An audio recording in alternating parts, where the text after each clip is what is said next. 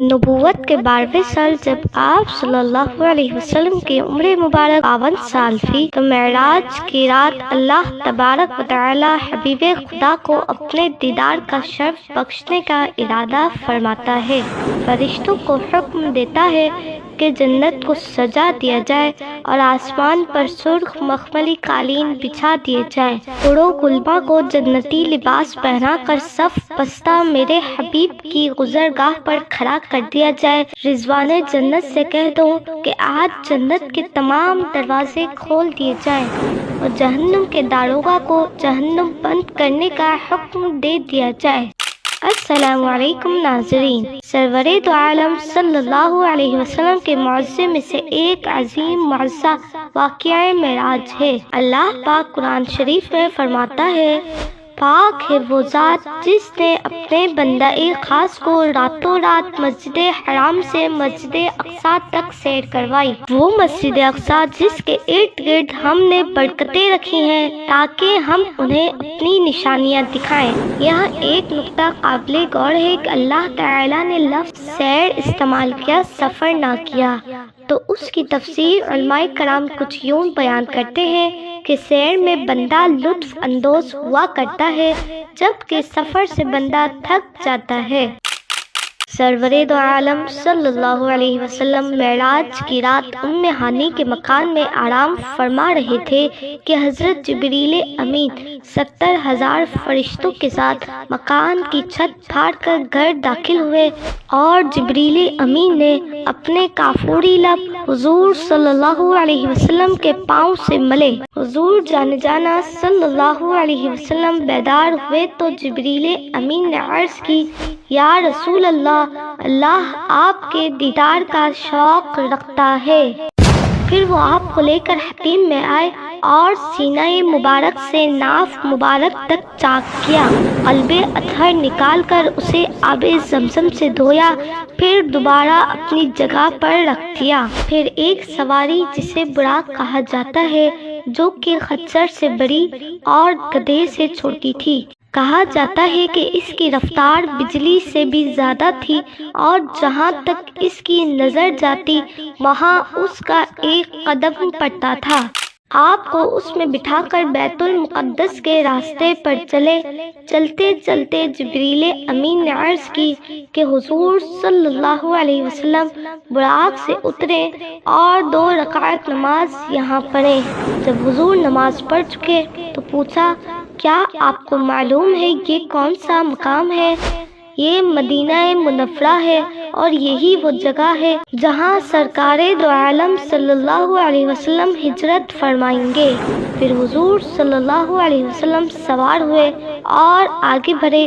कुछ दूर चले होंगे कि जिब्रील अमीन ने कहा, हुजूर नुज़ूल इजलाल फरमाए और 2 रकात नमाज इस जगह भी पढ़ें। जब हुजूर नमाज पढ़ चुके तो पूछा, ये कौन सी जगह है? जिब्रील अमीन ने कहा, ये मुल्क शाम शहर मदियन है और यही शजरे मूसा है। फिर थोड़ी आगे चले तो जिब्रील अमीन ने वहाँ भी 2 रकात नमाज पढ़ने का कहा। जब नमाज पढ़ चुके तो रूहुल कुद्स ने कहा, ये बैतुल लहम है और इसी जगह हज़रत ईसा अलैहिस्सलाम की पैदाइश हुई थी।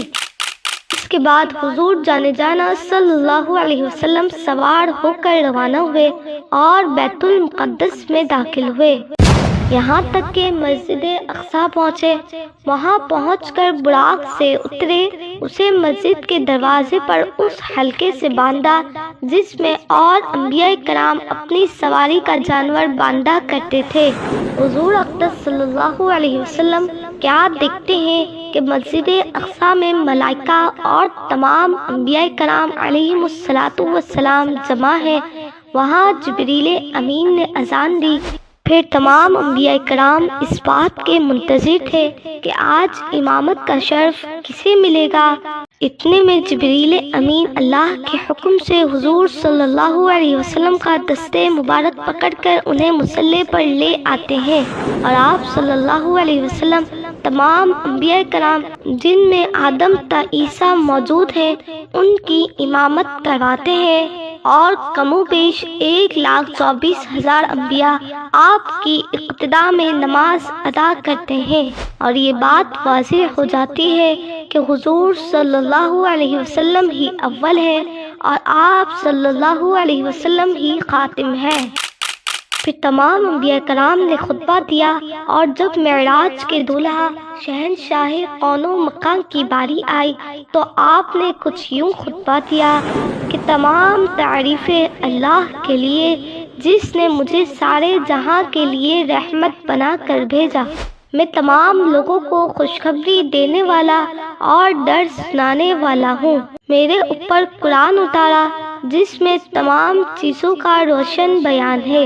میری امت کو سب امتوں سے بہتر کیا جو اس زمین پر ظاہر ہوئی۔ میری امت کو امت عادل بنایا۔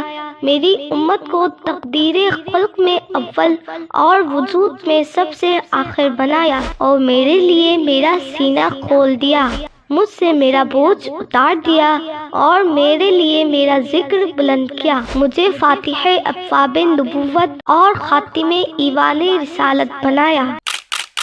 پھر وہاں سے آسمانوں کی سیر کے لیے تشریف لے گئے۔ پہلے آسمان پر حضرت آدم سے ملاقات ہوئی۔ آپ نے کہا، اے صالح بیٹے اور صالح نبی، آپ کو مبارک ہو۔ پھر دوسرے پر حضرت عیسیٰ اور حضرت یحییٰ سے ملے، تیسرے پر حضرت یوسف، چوتھے پر حضرت ادریس، پانچویں پر حضرت ہارون، چھٹے پر حضرت موسیٰ اور ساتویں پر حضرت ابراہیم سے ملے۔ تمام انبیاء کرام نے آپ کو تشریف آوری کی مبارکباد دی، آپ کی تعظیم و تکریم کی اور احترام بجا لائے۔ پھر ساتویں آسمان سے جب سدرۃ المنتہا پر پہنچے تو وہاں پہنچ کر جبریل امین نے عرض کی، اگر میں یہاں سے ایک قدم بھی آگے چلا تو نور الہی سے میرے پر جل جائیں گے۔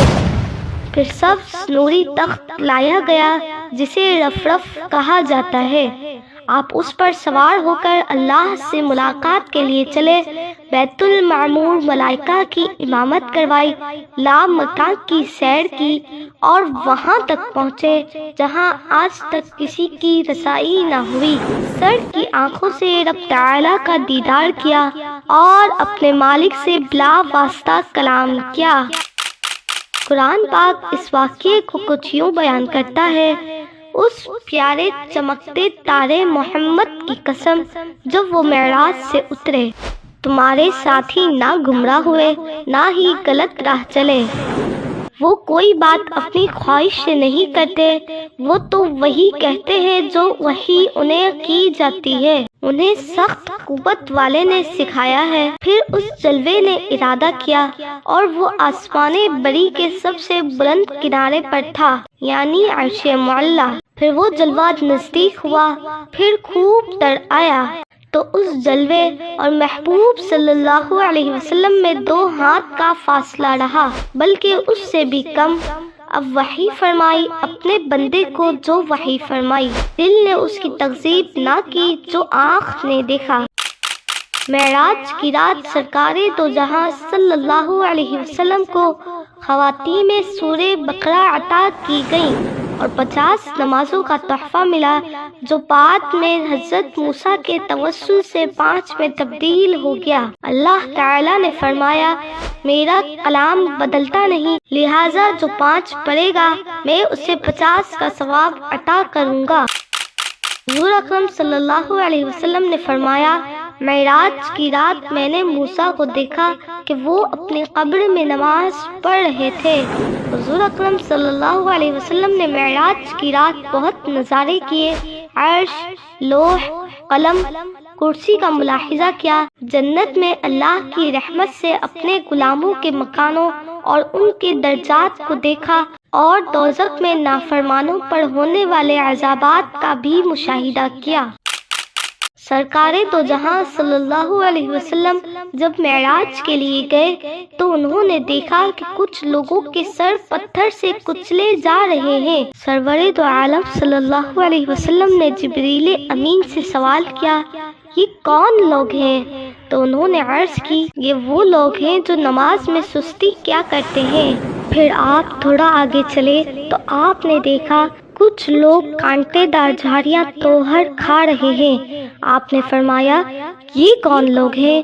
جبریل امین نے عرض کی یہ وہ لوگ ہیں جو اپنے مال کا صدقہ نہیں دیا کرتے تھے۔ رحمت دو عالم صلی اللہ علیہ وسلم نے ایک جگہ ارشاد فرمایا کہ میں نے معراج کی رات ایسے لوگوں کو بھی دیکھا جن کے سامنے انواع و اقسام کے کھانے پڑے ہوئے ہیں، بنا ہوا گوشت پڑا ہوا ہے، لیکن وہ اس میں سے کھانے کے بجائے بدبودار گوشت کھا رہے ہیں۔ میں نے جبرائیل سے پوچھا یہ کون لوگ ہیں؟ انہوں نے عرض کی یہ وہ لوگ ہیں جن کو اللہ تبارک و تعالی نے پاکیزہ بیویاں میسر کی، لیکن وہ ان حلال کو چھوڑ کے حرام اور ناپاک عورتوں کے بستروں پر راتیں بسر کیا کرتے تھے۔ یہ تھا سفر معراج کا مکمل واقعہ۔ انبیاء کرام کے واقعات سننے کے لیے ہمارے چینل کو وزٹ کریں۔